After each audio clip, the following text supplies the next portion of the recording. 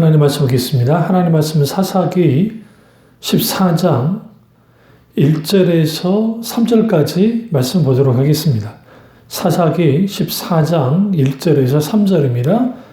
삼손이 딥나에 내려가서 거기서 블레셋 사람의 딸들 중에 한 여자를 보고 올라와서 자기 부모에게 말하여 이르되 내가 딥나에서 블레셋 사람의 딸들 중에서 한 여자를 보았사오니 이제 그를 맞아야 내 아내로 삼게 하소서 하며 그의 부모가 그에게 이르되 내 형제들의 딸들 중에나 내 백성 중에 어찌 여자가 없어서 내가 할례받지 아니한 블레셋 사람에 가서 아내를 맞으려냐 하니 삼손이 그 아버지에게 이르되 내가 그 여자를 좋아하오니 나를 위하여 그 여자를 데려오소서 하니라. 아멘.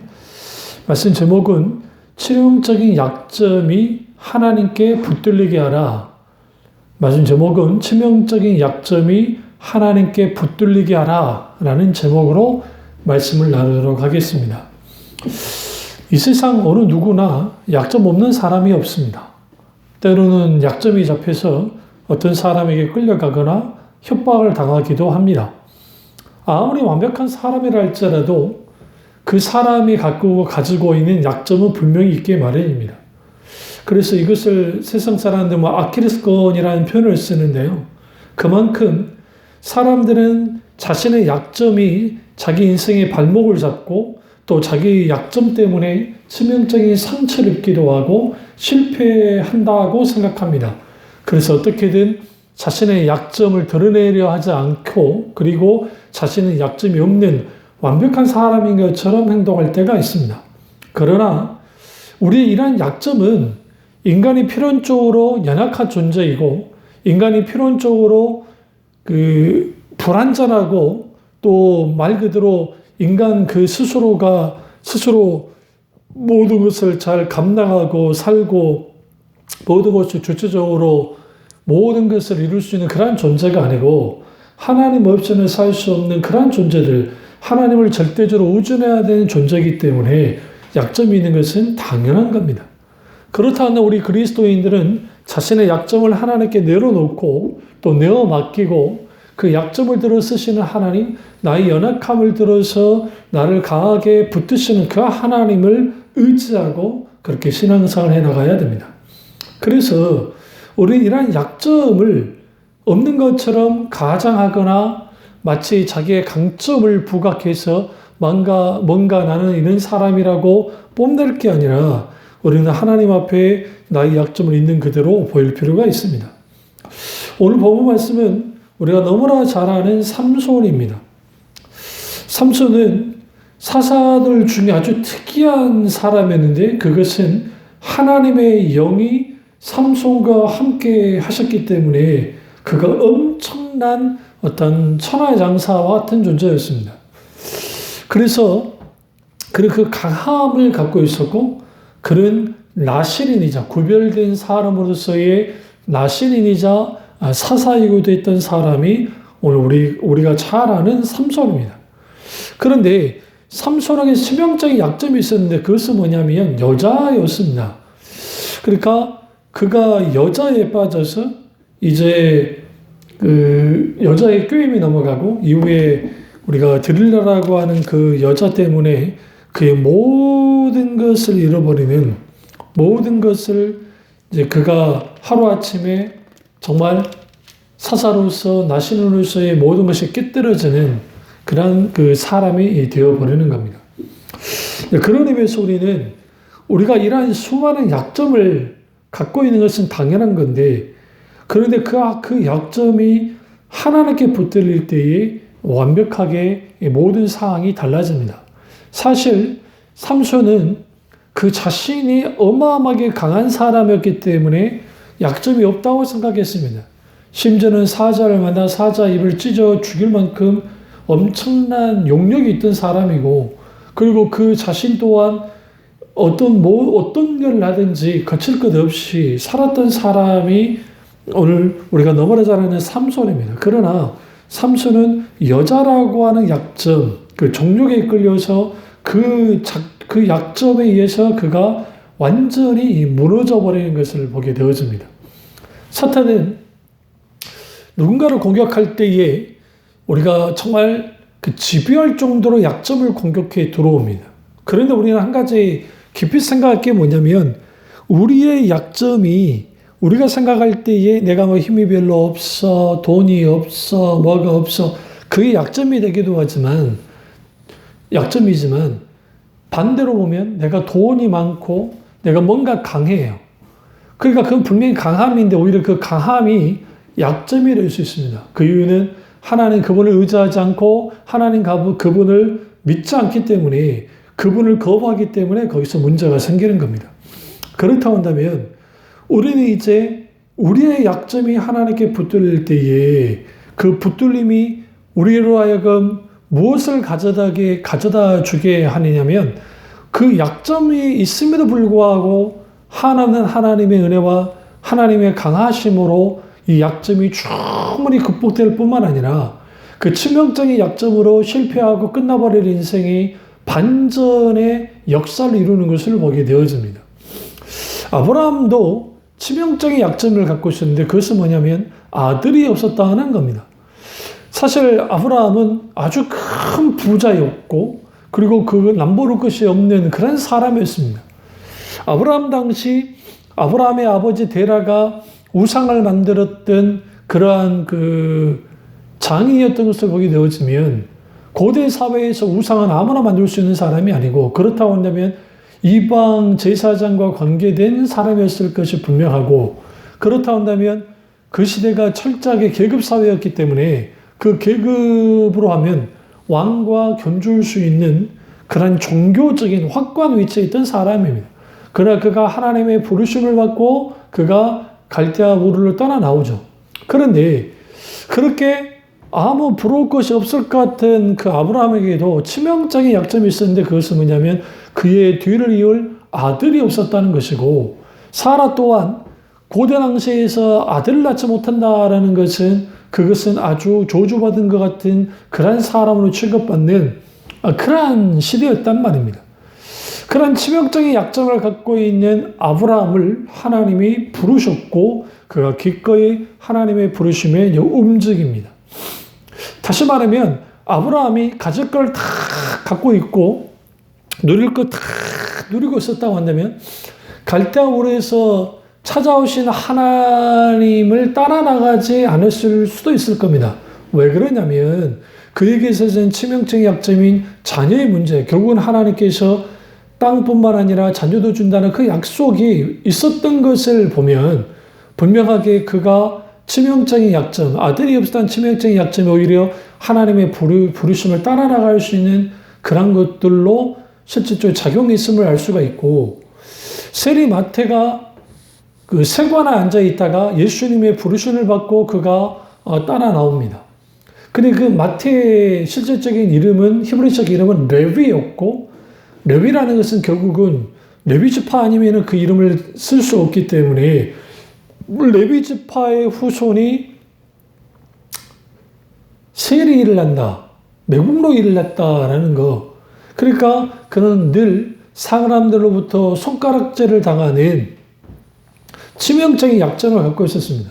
물질적으로는 풍요롭게 살았을 줄 모르지만 그러나 사실상 영적으로는 사회적으로 매장당하고 죽은 것 같은 그러한 상황에 그러한 약점이 있을 때 그 약점이 있는 자에게 하나님이 찾아오실 때 기꺼이 그들을 찾아나갔던 것처럼 오늘날 우리 가운데 있는 수많은 약점들 그게 남보다 좀 덜 건강하고 우리가 좀 더 우리가 돈이 별로 없고 막 여러 가지 상황이 있다 할지라도 그것이 오히려 하나님을 만날 수 있는 하나님을 찾는 그러한 통로가 된다고 한다면 그 자체는 결코 저주받은 거나 좋지 않은 것이 아니라 오히려 하나님 앞에 또 다른 차원의 하나님의 놀라운 은혜가 된다는 사실을 우리는 분명히 알 수가 있습니다.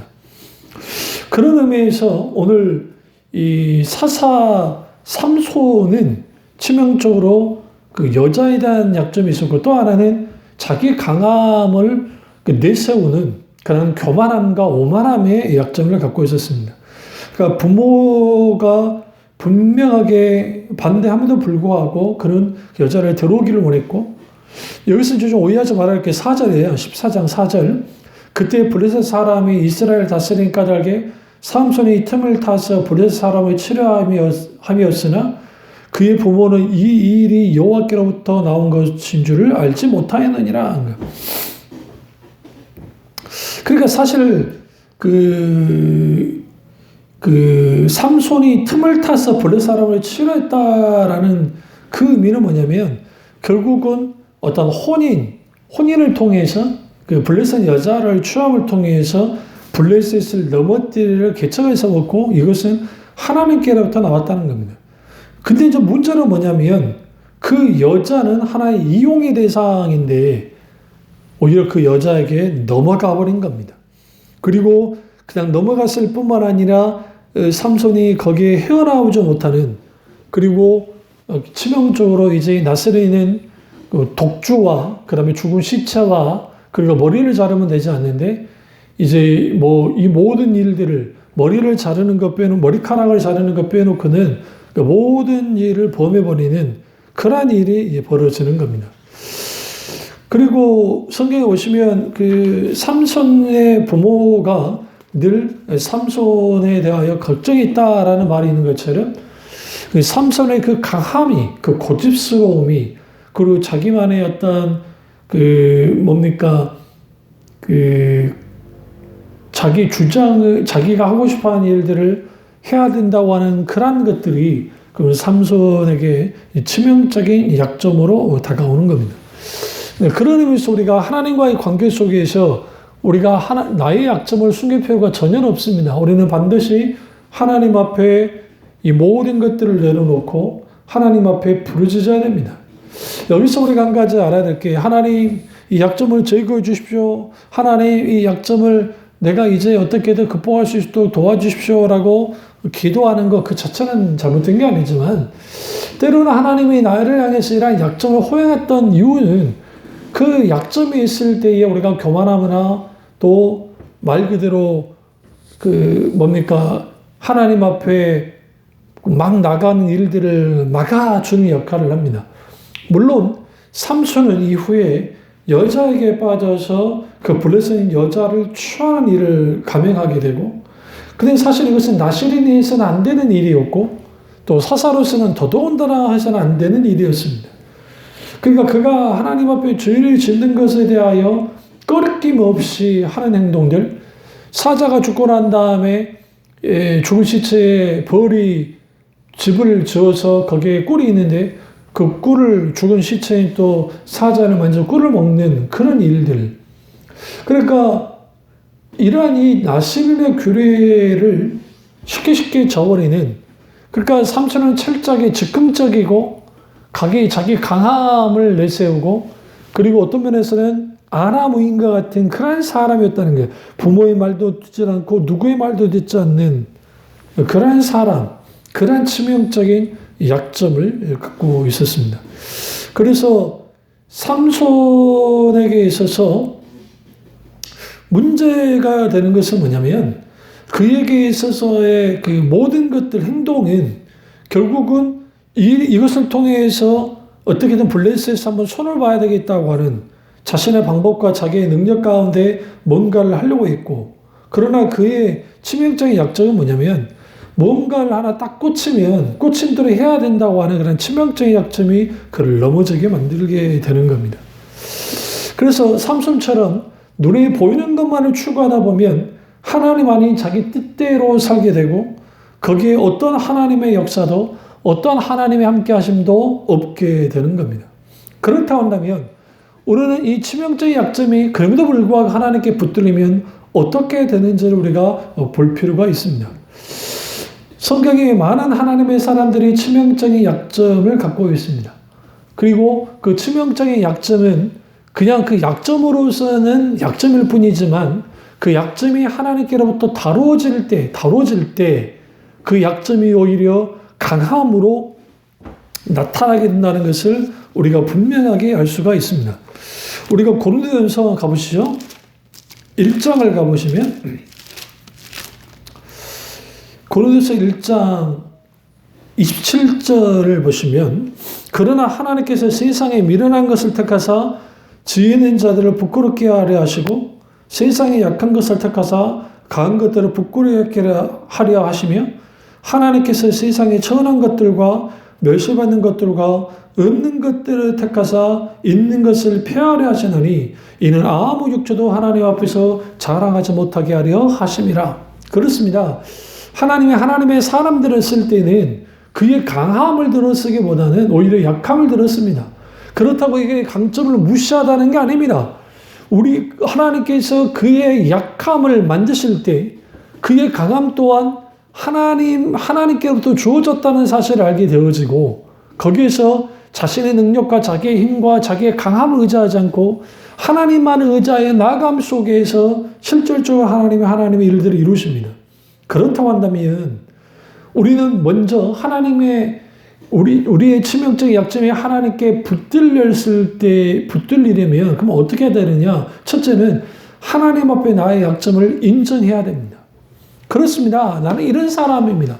나는 이런 약점을 갖고 있습니다. 그래서 하나님의 이 약점을 주님이 붙들어 두시고 이 약점이 나의 걸림이 되거나 다른 사람의 걸림이 되지 않도록 도와달라고 기도하면서 우리는 하나님 앞에 나의 약점을 인정해야 됩니다. 그리고 그 나의 약점을 인정함을 통해서 기꺼이 이제 하나님께서 나의 약점을 만지시도록 우리는 어떻게 해야 돼요? 하나님 앞에 나의 약점을 올려드려야 됩니다. 다시 말하면 하나님께 나의 약점을 인정한다는 것은 뭐냐면 하나님이 마음껏 나의 약점을 다루시도록 하나님이 나를 광야학교로 집어넣으실 때에 거기에 불평불만하거나 저하하는 것이 아니라 기꺼이 그 광야의 때를 하나님이 다루시는 때를 통과해야 됩니다. 그렇게 되어지면 그 약점이 너무너무 어떤 결과를 가져오냐면 하나님이 이루고자 하는 일들을 분명하게 성취하는 그 약점이 오히려 강력한 하나님의 사용하시는 도구가 되는 것을 볼 수가 있습니다. 그래서 하나님은 각자의 약점을 다루시는 때가 있습니다. 모세가 40살 때 왕자의 삶을 살았고 그가 가장 강할 때 하나님이 들어쓰지 않았습니다. 그가 민족을 위해서 애굽 사람을 쳐 죽였고 그러나 결국 그 결과로 인해서 그는 도망자 신세가 되고 살인자가 되고 말았습니다.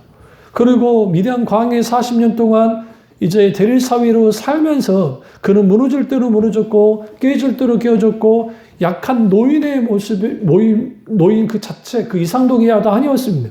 그런데 하나님이 그 약한 모세에게 찾아오셨고 그 약함을 들어서 그를 강하게 만들었습니다. 다시 말하면 하나님은 기꺼이 모세가 철저하게 약해질 때까지 기다려 두셨고 그리고 그 40년이라는 그 미디안 광야의 생활이라는 것은 결국은 모세가 준비되어지는 그러한 시기였다는 사실입니다. 하나님 그분은 그때를 기다리신 거죠. 맞습니다. 우리의 약점이 하나님께 붙들리려면 나의 약점을 인정해야 되고 나의 약점을 인정한다는 것은 결국은 하나님이 나의 약점을 다루실 때에 기꺼이 그 다루심에 거부하거나 대적하는 것이 아니라 기꺼이 그 다루심에 광야학교에 입학해서 우리는 다스루심을 바라야 됩니다. 오늘 삼손도 마찬가지입니다. 삼손이 했던 이러한 일련의 모든 행동들 하나님이 분명하게 그 부분을 아셨습니다. 그러나 때로는 하나님이 그것을 지켜보고 계셨고 그러나 그것은 삼손을 알지 못했지만 하나님은 그것을 통해서 삼손을 다루고 계셨다는 것을 알 수가 있습니다. 그렇다고 한다면 우리의 이 치명적인 약점, 그 치명적인 약점은 결국은 우리가 잘 알고 있는 것이 치명적인 약점일 수도 있지만 우리가 모르고 있는 부분이 치명적인 약점일 수도 있습니다. 사탄은 우리에게 치명적인 약점을 우리에게 공격합니다. 그런데 사탄은 단순 우리의 약점만 공격하는 것이 아니라 강점 또한 공격을 합니다. 과거 사탄과 관련된 영화 중에 데블스 어드비컷이라는 영화가 있는데 그런데 그 영화 속에서 주인공이 이제 사탄의 모든 시험을 이제 잘 이겨나갑니다. 그런데 마지막 그 영화가 끝나기 직전에 그의 그 오만함, 그러니까 그의 이 모든 이겼다고 하는 성취감 속에 있게 되어지는 그 자만함, 그 자만심이 또 다른 차원의 사탄의 공격으로 다가가는 것을 보게 되어집니다.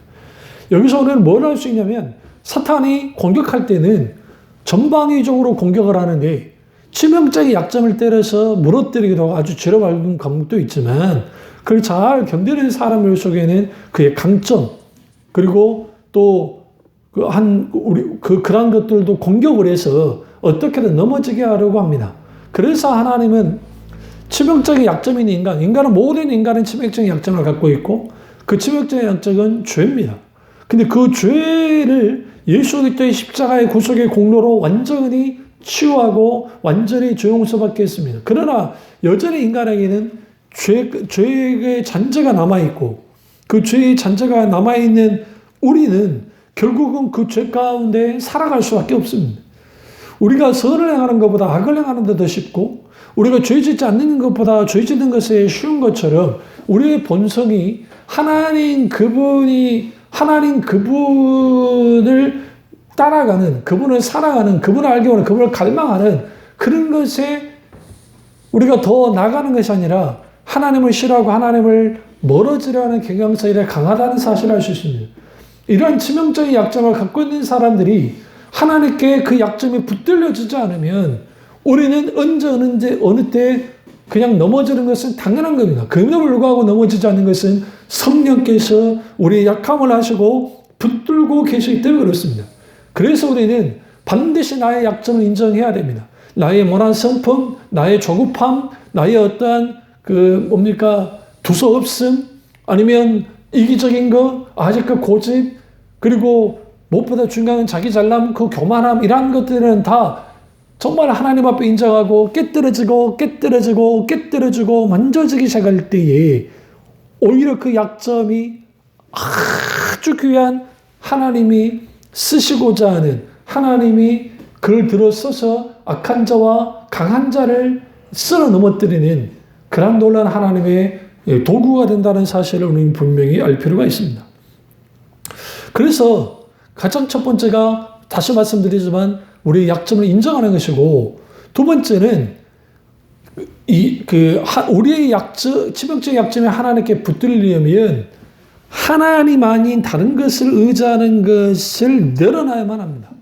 그러니까 많은 경우에 사람들이 자기의 약점이 딱 드러날 때는 뭐냐면 하나님을 의지하기보다는 다른 것을 의지할 때 생기는 겁니다.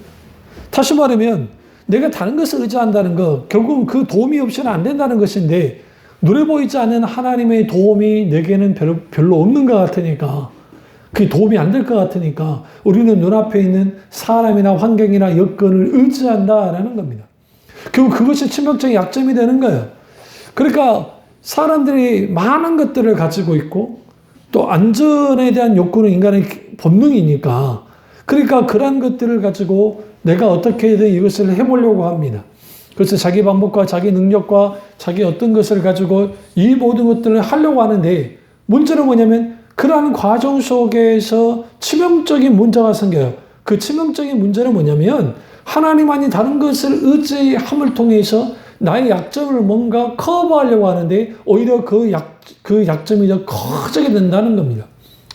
이스라엘 백성들은 이스라엘 나라는 북쪽에는 아시리아, 바벨론, 후에는 페르시아 같은 그런 강대국이 있었고, 또 남쪽으로는 이집트라는 강대국이 있었습니다.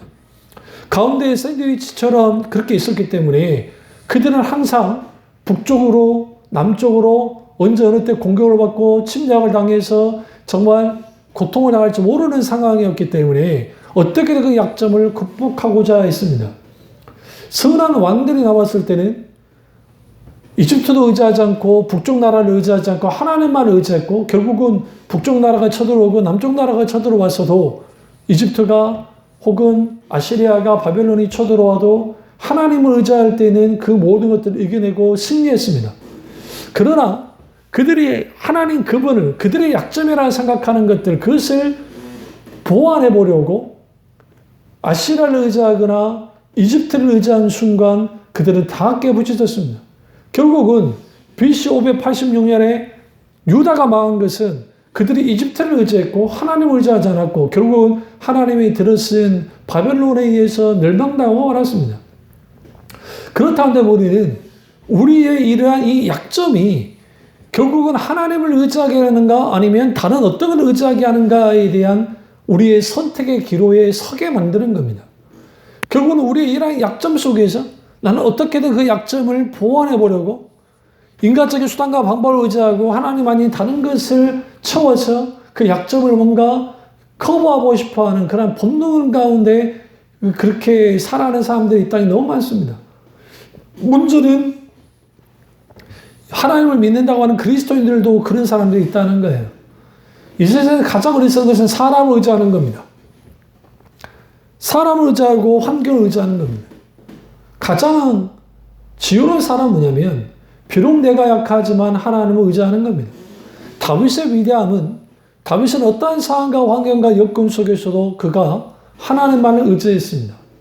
그리고 그 하나님만을 의지했기 때문에 그가 목동 시절에 어린 시절에 어린 목동 시절이든 그가 왕이 된 다음에든 그는 하나님 그분을 의지하고 진정으로 하나님 그분만을 정말 이끄시는 대로 살았지만 어느 날 사탄의 격동 속에서 자기 군대의 인구조사를 하기 시작했고 그리고 하나님의 진도가 있게 되었습니다.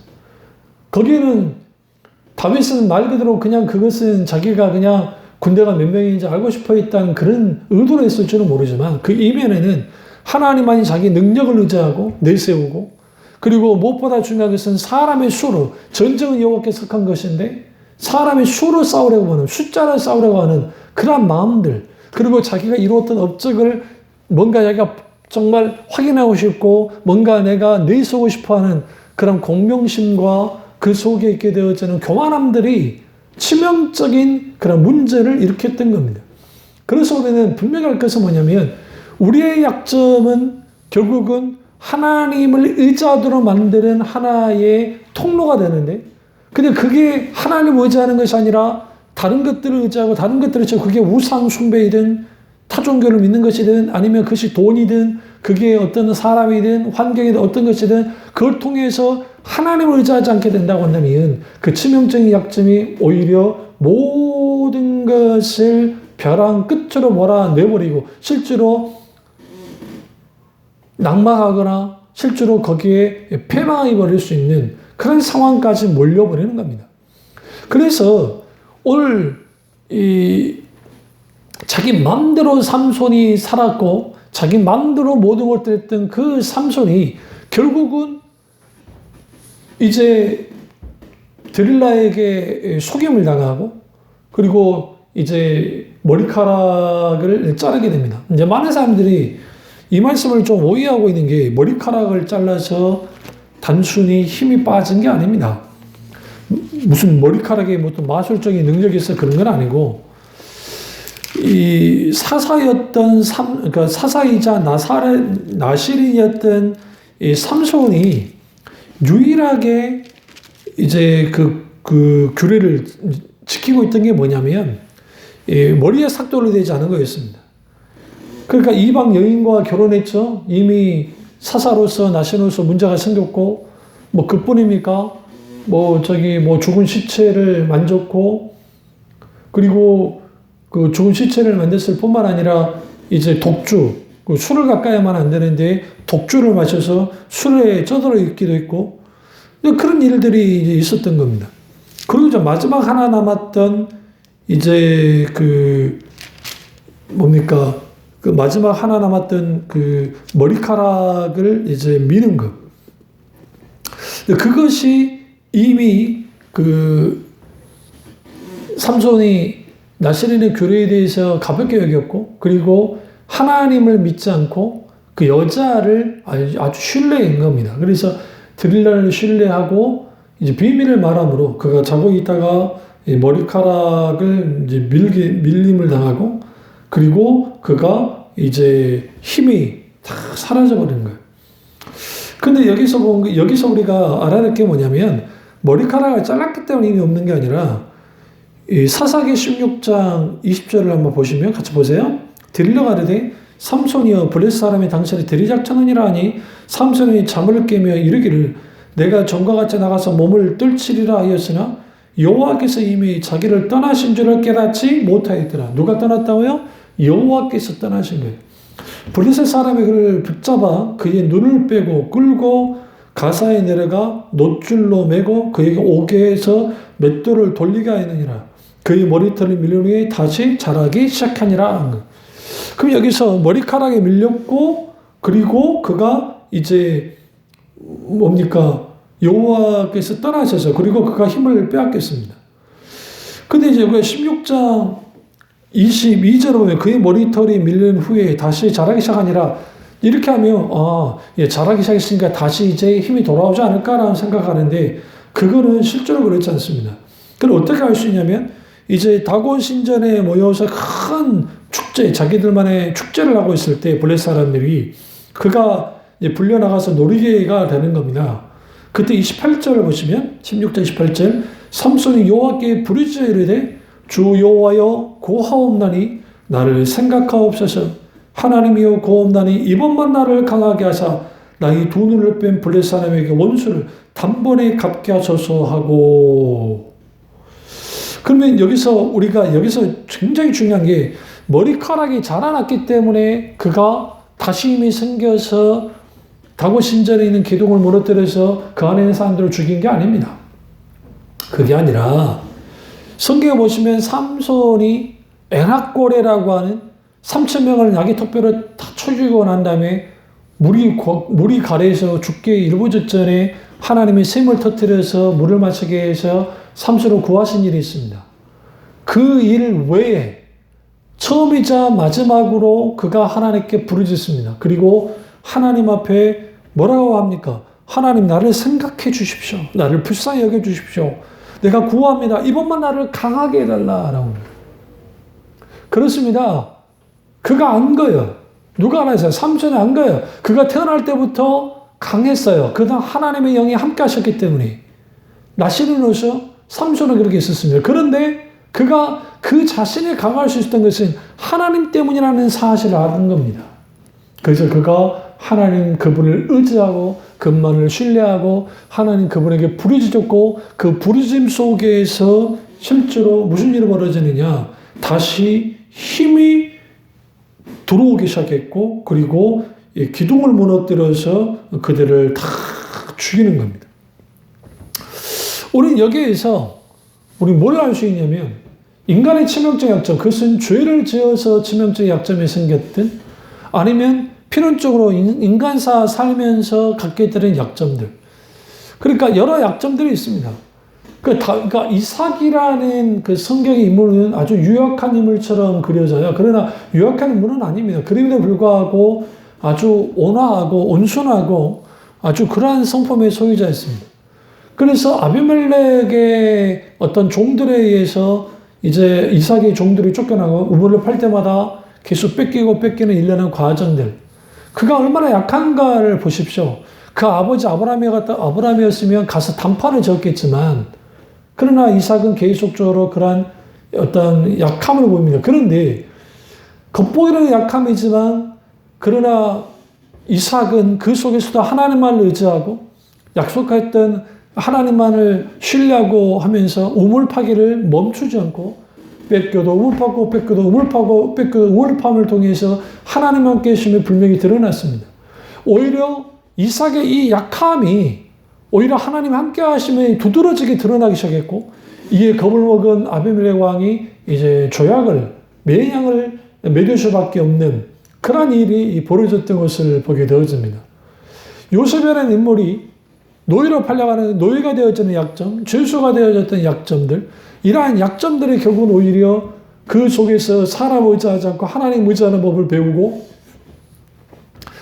그 약점이 하나님께 붙들었을 때 애굽의 총리가 된 게 중요한 게 아니라 그가 하나님의 약속했던 그러한 일들, 하나님의 아브라함의 후손들이 바다의 머리처럼 하늘의 별처럼 정말 창대해지는 정말 그러한 일들이 있게 된다는 것을 요셉을 통해서 이루어지는 것을 볼 수가 있습니다. 우리는 여기에서 우리는 분명히 알 수 있습니다. 많은 사람들이 자신의 약점, 그 약점을 극복하기 위해서 부단히 했습니다. 그러나 그 약점이 없어지지 않는 것을 봅니다. 왜냐하면 인간의 근본적인 약점의 근본적인 것은 죄로부터 주어지기 때문에 그렇습니다. 모든 인간은 죄로 인한 약점을 갖고 있고 그 약점은 치명적입니다. 그 치명적으로 보이지 않는 것 같지만 사실은 그 약점이 우리로 하여금 어떤 문제를 발생하게 하냐면 하나님과 갈등할 뿐만 아니라 내 인생에 있어서 이 모든 것들을 벼랑 끝으로 나가게 만들고 사탄은 어떻게 하든 그 치명적인 약점을 갖고 있는 사람들이 그것을 자기들이 하나님을 의지하지 않고 다른 방법으로 다른 것들을 통해서 그것을 다 극복해 나가도록 채우려 합니다. 그러나 그것은 극복해 나가게 하는 것이 아니라 스스로 멸망하도록 멸망의 길로 끌고 나가는 겁니다. 우리 여기에서 분명히 알아야 됩니다. 나의 약점이 나를 이 모양의 입구로 만든 것이 아니라 나의 약점이 하나님께 붙들리지 않았기 때문에 이 모양의 입구이 된 겁니다. 그렇다고 한다면 우리는 오늘 말씀드렸던 것처럼 우리는 나의 약점을 하나님께 분명히 인정하고 그 약점이 하나님께서 다루실 때 충분히 다룸을 받아야 되고 무엇보다 이제는 나의 이 약점 가운데 있으면서 내가 의지할 것은 하나님밖에 없다는 그런 절박함을 가지고 하나님께 부르짖어 기도하면서 하나님만 의지해 나아갈 때 우리의 치명적인 약점이 하나님께 붙들게 되고 오히려 그 치명적인 약점이 우리에게 강력한 강함으로 나타남을 통해서 하나님이 이루신 일들, 하나님이 나를 통해서 영광 받으실 뿐만 아니라 우리가 존귀케 되어진 일들이 일어나는 겁니다. 우리 이 사실을 우리는 분명히 알면서 나의 어떠한 약점이 나의 부족함이 나의 연약함이 그걸 신사한 게 아니라 누군가 비교하면서 그래 나는 이것밖에 안 되라고 자존감이 무너질 게 아니라 오히려 그것을 하나님께 가지고 나아가서 하나님만을 의지하고 이 모든 것들이 하나님께 붙들리게 되어졌을 때 거기서 이루어지는 하나님의 거룩한 손길들 그리고 우리를 정말 하나님이 드높이셔서 하나님 그분이 영광 받을 뿐만 아니라 우리를 존귀케 하는 그런 놀라운 역사가 놀라운 일들이 저와 여러분의 길을 주님의 이름으로 축원합니다. 기도하겠습니다. 사랑의 주 역사주 우리 주 우리와 함께 하시고 우리가 어떤 상황과 환경과 여건 속에서도 어떠한 처지 속에 있다 할지라도 어떤 치명적인 약점이 있다 할지라도 하나님께 붙들려지면 분명히 달라진다는 알게 하시고 그러기 위해서는 철저하게 나의 약점을 하나님께 인정하고 하나님께 다름을 받을 뿐만 아니라 동시적으로 하나님만을 전적으로 의지함을 통해서 나의 약점을 위하여 하나님이 영광 받으시고 그 영광 받으신 하나님이 나를 존귀케 하는 놀라운 하나님과 내가 함께 할 수 있도록 은혜 베풀어 주시옵소서. 주님 안에 혼란과 받기 원하고 예수님의 이름으로 기도드립니다. 아멘.